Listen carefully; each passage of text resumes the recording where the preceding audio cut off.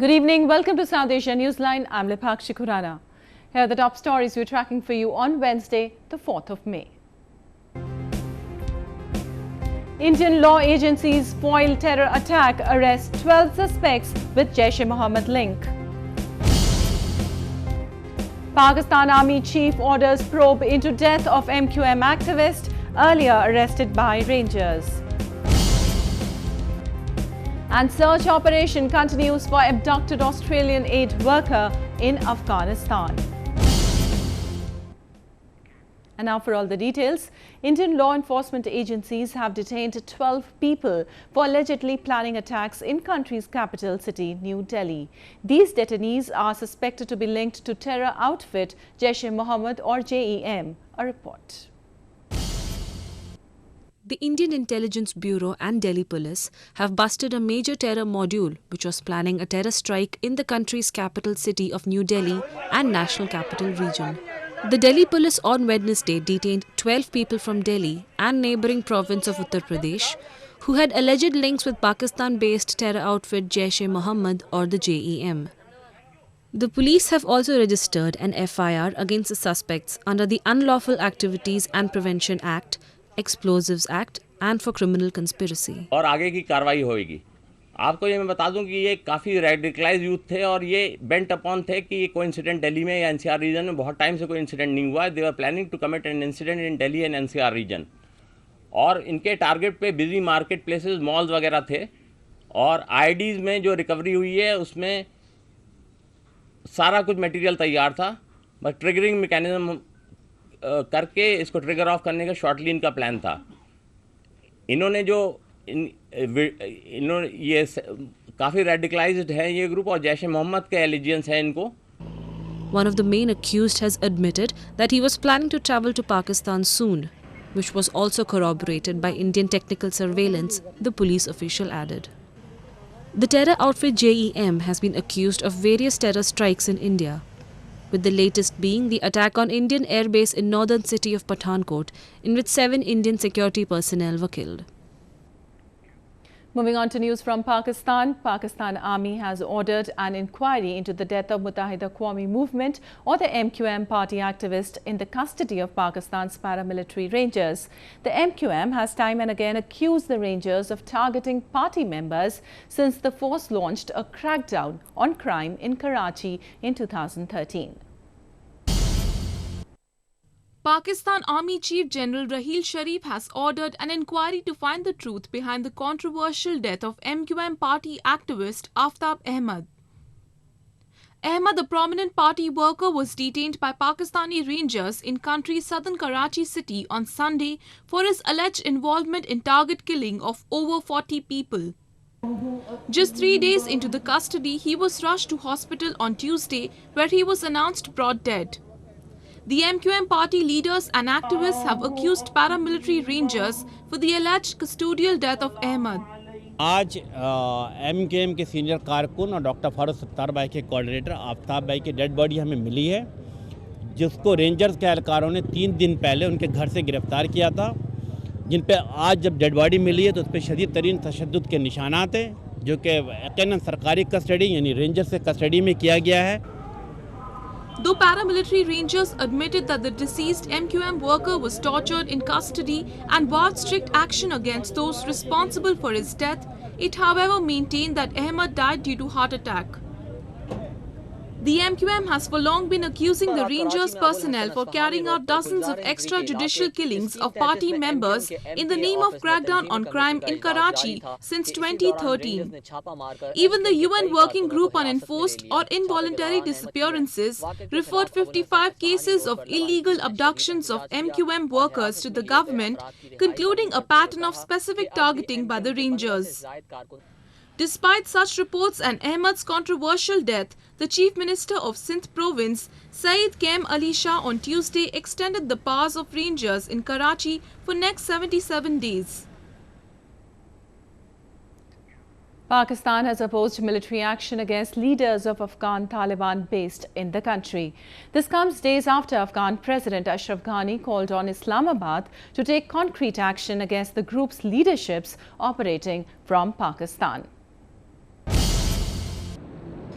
Pakistan has rejected Afghanistan President Ashraf Ghani's call for military action against Taliban commanders in Pakistan and emphasized the need to continue talks for a settlement to the conflict in Afghanistan.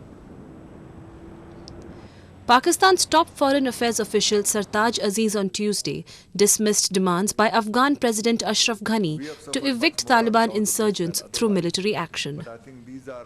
Afghanistan has been insisting that if the peace negotiations do not start, then other options should be tried. But that option has been used for 14 years, but it has not produced any result, he added. Aziz said Pakistan will continue to pursue efforts together with the United States and China for a peaceful resolution of the Afghan insurgency. He added that a Taliban delegation from its political office in Qatar also visited Pakistan last week as part of the exploratory contacts Islamabad is making to facilitate Afghan peace talks. This comes even after President Ghani last week said that Kabul no longer needs Islamabad's role in resuming peace talks with the Taliban. Bilateral ties between Pakistan and Afghanistan hit further blow after a terrorist attack in Kabul on April 19th, killing 64 people, which Afghan authorities allege was carried out by militants from Pakistani soil. Search operation continues for the Australian aid worker Catherine Jane Wilson, who was abducted in Afghanistan last week. Governor of Afghanistan's eastern province, Nangarhar, had ordered Afghan security and investigative teams to arrest the perpetrators as soon as possible. Abductors have still not made any contact for demands, almost a week after they abducted Wilson from Nangarhar capital Jalalabad.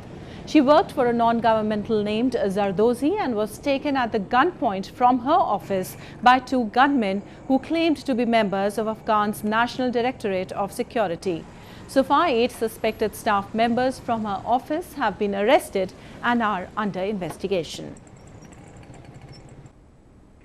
Meanwhile, a cloth bank with an aim to provide clothes to the underprivileged lot have been opened in India's southern city of Hyderabad. The initiative is bringing smiles to many.